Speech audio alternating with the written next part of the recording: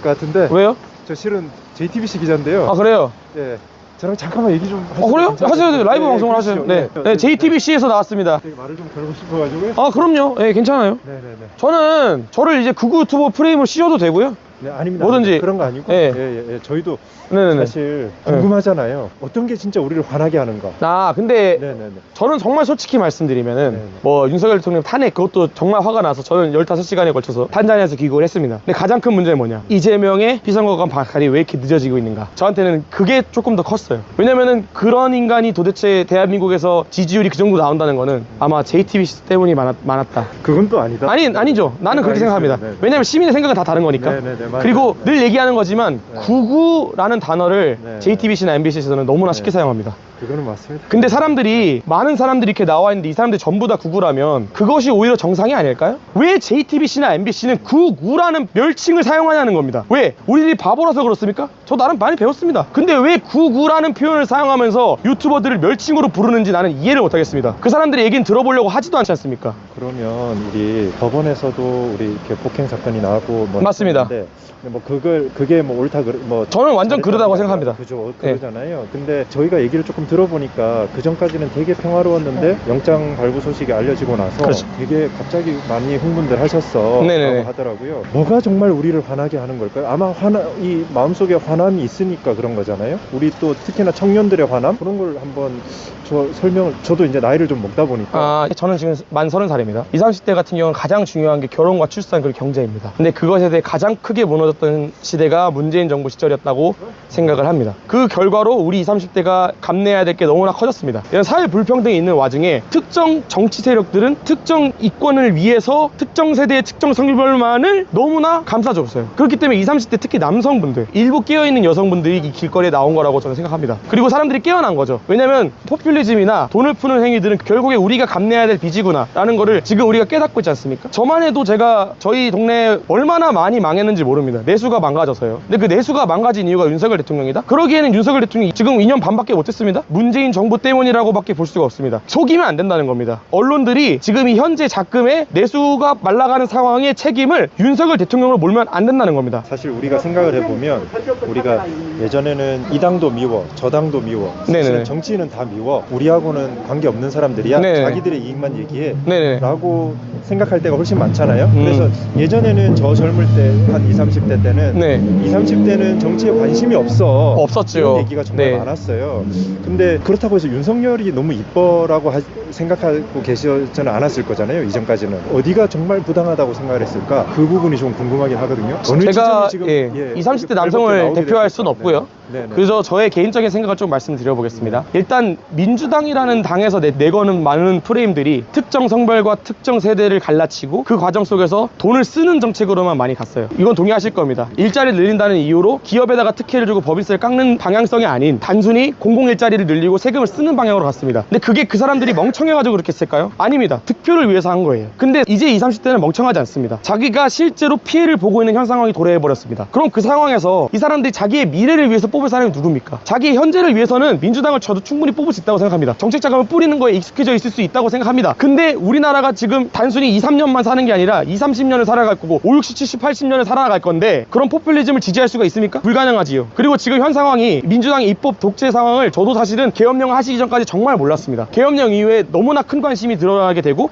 여기서 완전히 지금 장관 인사 탄핵부터 시작해서 행정부를 완전히 마비시키는 정책들만 입법안들만 내세우고 있구나. 양보부터 시작해서 정말 말도 안 되는 자본시장주의를 망가뜨리는 법률을 시행하고 있구나라는 걸 깨닫고 목소리를 내고 있는 것입니다. 계엄은 그러면 불가피했다고 보시는 거예요? 저는 아닙니다. 이건 아니에요. 계엄이라는 것은 불가피하지 않았고요. 당연히 다른 선택지도 있었지만 저는 윤석열 대통령이 평생을 검찰에서 몸담으면서 범죄와 싸운 분이라는 걸 잘 알고 있습니다. 근데 그런 분께서 이런 여파를 생각하지 않고 단순히 홧김에 계엄을 했을 거라고 생각은 절대 안 합니다. 본인께서 주장하고 싶으시는 입법 독재와 부정선거와 관련된 내용들을 최대한 많은 사람들에게 알렸으면 좋겠다. 불가피하지는 않았지만 네네네. 적어도 그 심정이나 그 힘든 상황은 이해해. 정말 그렇죠. 받아들이면 될까요? 많이 이해하고 있죠. 그 결과로 현재도 아시겠지만 지지율이 역전이 되고 있습니다. 물론 이제 어떤 여론조사 기관에 따라 다르겠지만 실제 길거리에 나와보시면은 길거리 20, 30대가 제가 봤을 때는 20대는 지난 시간 중에 제일 많이 나와 있습니다. 특히 20, 30대 그 중에서도 남성들이 많이 나왔다. 많이 나와 있죠. 라고 얘기를 하잖아요. 그렇죠.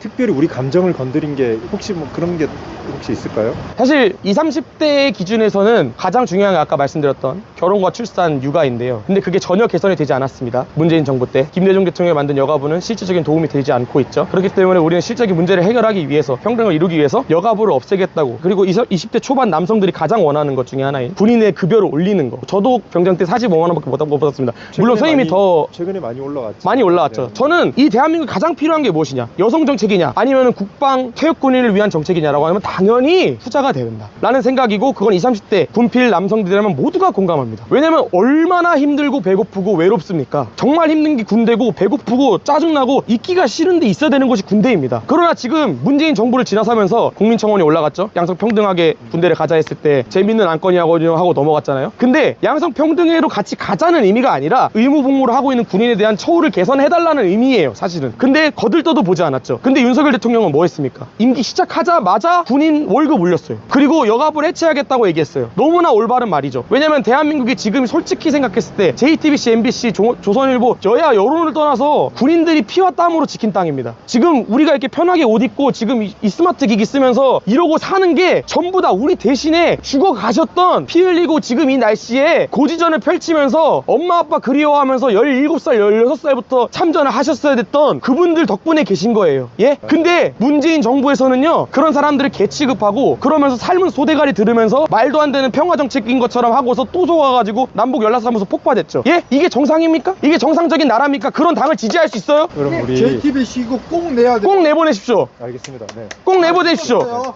그리고 저거 안 내보내도 JTBC 꼭 내보낼 겁니다, 제가. 우리 다 형님 또 찍었어요 이거. 그 부분 부정성 사실 지금 논란이 되게 있죠. 많이 있습니다. 보면 그 부분은 어떻게 생각을 하세요? 저도 약간 이게 어디까지 믿어야 되고 어디까지 그렇더라고요. 이게 확인도 안 되고. 제가 네. 개인적인 입장을 말씀드리겠습니다. 우리는 주권을 가진 개인이고요. 이 민주주의라는 것은 선거로 인해서 이루어지는 게 사실은 대부분에 그렇습니다. 근데 우리가 요청하는 게 있다면, 유권자가 진실검증을 요구하고 뭔가 문제가 있는 게 하나라도 존재한다면 아무리 헌법기관이라 해도 나서서 보여줘야 됩니다. 그런 얘기들이 있죠. 뭐 형상기억 종이라든지 배춘희 종이장이라든지, 물론 의혹입니다. 그러나 우리 유권자가 보여주세요 하면 보여줘야 됩니다. 그거를 왜 숨기냐는 거죠. 저는 부정선거를 통해서 여소야대가 됐다라고 결론 내리고 싶지 않고요. 그런 문제가 있으니 그거 자체가 정확하지 않다, 부정선거를 통해서 민주당이 입법부를 먹었다가 아니에요. 그런 문제가 있는데 왜 우리한테 보여주지 않냐는 거예요. 그게 부정선거다는 거예요. 이해되시죠? 이런 분들이 있습니다. 공격적으로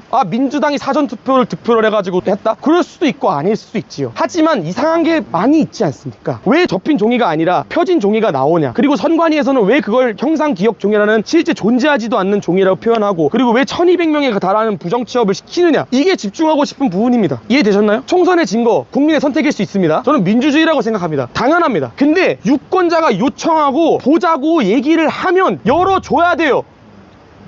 사실은 또 여쭙고 싶은 게 있는 게, 우리가 보면 이쪽 진영에 선 사람들은 JTBC나 MBC를 믿지 않아. 그리고 이쪽 진영에 서 있으면 상대방 유튜버도 믿지 않아. 네. 저쪽 진영에 서 있으면 이쪽은 다 믿지 않아. 네네네. 어떻게 보면 요즘에는 양쪽 유튜버들은 가운데 있는 언론사를 다 믿지 않아. 그렇잖아요. 서로가 다 믿지 못하는 세상이 됐고, 실제로 저도 이렇게 보고 있으면 우리 기사들 중에서도 상당히 부당한 기사들이 있고, 있죠. 많이 있죠. 그리고 또 실제로 가짜뉴스들도 제법 많고, 일부는 사실이지만 어느 정도 추측으로 만들어낸 기사들이 대단히 많단 말이죠. 네네네. 이게 어떻게 생각하세요? 이게 우리가 근데 아마 서로 가짜뉴스야, 서로 믿지 마라고 얘기하고 있거든요. 이 현상을 어떻게 생각하세요? 우리가 어떻게 제가 확실히 해결해야 말씀드리겠습니다. 될까? 네네네. 우리 보수 쪽이라고 얘기를 할게요. 저는 보수도 아니라고 생각해요. 네, 정답이라고 생각하기 때문에. 편의적으로 생각합니다. 네네네. 이 모든 가짜뉴스의 시작은 무엇이냐?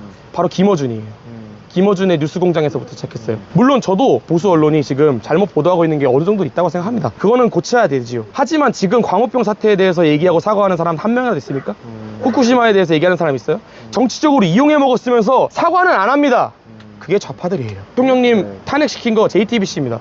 그렇죠? 네, 근데 네, 그때 보도했던 말도 안 되는 보도들 사과하거나 정정하신 거 있어요? 말도 안 되는 보도의 예를 조금 아니 뭐 생각해 인신공양을 보신다면? 했다느니 네. 말도 안 되는 보도들이 몇 개가 있었습니까? 네. 그때부터 JTBC에서 재직하셨다면 아실 거예요. 거기 그때의 목적은 여당을 탄핵시키자 이거였을 거예요. 물론 저는 JTBC가 언론 보도 역할을 나름 잘하고 있다고 생각합니다만 너무 편향돼 있어요. 제가 구구일까요? 제 얘기를 처음부터 끝까지 들은 사람들이 저를 구구로 평가할까요? 아니면 나의 미래와 우리 조국의 미래를 생각하는 사람이라 생각할까요? JTBC에서 있으셔가지고 아실 거예요. 그러니까 편향됐다, 가짜뉴스다. 그 시작은 광우병입니다. 김어준 당신입니다. 김어준 당신이라고요. 김어준 너라고 너. 다스베이더부터 시작해서 너. 그러면서 이제 와가지고 보수 세력에서 조금씩 반격을 하니까 우리도 해보자 해가지고 하니까 그게 가짜뉴스다? 민주 파출소를 만든다? 보수에서 가짜뉴스를 척살하겠다고 무슨 명박 파출소를 만든 적이 있나요? 그 당시에 이명박 대통령이 얼마나 고생을 많이 받았습니까? 가짜뉴스는 이쪽이나 저쪽이나 마찬가지다. 마찬가지다. 네. 하지만 시작은 민주당이 했다. 이거에 대해 반박이 불가능합니다. 성함이나 뭐 여기 유튜버 네네네. 너무 화가 나서 격앙적으로 말씀드린 거는 죄송해요. 왜냐면 JTBC를 제가 진짜 싫어하기 때문에. 네, 알고 있습니다. 아, 네, 감사합니다. 알고 있습니다. 제가 어떻게 TV에 나올지는 모르겠지만 마지막으로 할 말 있다면은 지금은 정말 심각한 상황이라고 생각해요. 왜냐면 그 전까지는 정치가 개인의 이권에 영향을 크게 안 미쳤어요. 왜냐면 경기가 너무 좋았기 때문에. 사실은 정치가 너무나 큰 영향을 미치진 않았어요. 성경이 좋을 때는요. 근데 지금은요, 정말 다들 너무 힘듭니다. 다들 너무너무 힘들어요. 제가 원래 여행 유튜버입니다. 근데 15시간 걸쳐서 아프리카에서 귀국했어요. 왜? 이거 안 하면은 진짜 우리 죽습니다. 우리나라 끝나요. 말도 안 되는 포퓰리즘으로 우리 부모님이 쌓아놓은 원화 자산으로 되어 있는 모든 부동산이나 예금 자산이나 전부 다 쓰레기 취급이 될 거예요. 지금 같은 말도 안 되는 유동성이 펼쳐지고 있는 상황에서 저도 사람 함께 해서 많은 자산을 달러화를 해야 됐고요. 하지만 그러지 않아도 됐던 시기가 꽤 오래 있었습니다. 대한민국에도 얼마나 많은 황금기가 있었습니까? 근데 그 황금기가 좌파 정권에서 있었는지 아니면 우파 정권에서 있었는지 여러분들은 아실 거 아닙니까? 당장 현금 25만원 찍어주겠다고 하는 사람 찍지 마시고 진짜 우리 미래를 바꿀 사람을 찍으십시오. 그리고 들고 일어나십시오. 여기까지 하겠습니다. 네. 저희 연락 한번 하셔서 네네네. 서로 조금 네네네. 천천히 네네네. 얘기도 한번 해보시고 하시죠. 아, 감사합니다. 예. 네, 방송 잘 감사합니다. 예. 제 생각일 뿐이고 저의 보수의 입장을 대변하는 건 아니에요. 제가 무슨 정당 정치인이나 당원이 돼본 적도 없어요. 그러니까 우리 같은 사람들이 진짜 열심히 해야 돼. 악마의 편집 나오면 그대로 내가 어차피 녹화 다 돼 있잖아. 그 사실은 가짜뉴스의 기준도 지들 마음대로잖아. 왜 다스베이더부터 시작했던 김어준의 개소리들은 왜 아무도 검증하지 않아? 왜 민주당 측에서는 그거 검증 안 해? 맞지? 얘들아, 왜 김어준이 했던 말도 안 되는 소리들은 민주파출소에서 가짜뉴스로 취급 안 하냐고. 지들이 정답이라고 생각하고 가짜라고 생각하는 것만 가짜뉴스라고 하는 거야. 이게 맞니 얘들아?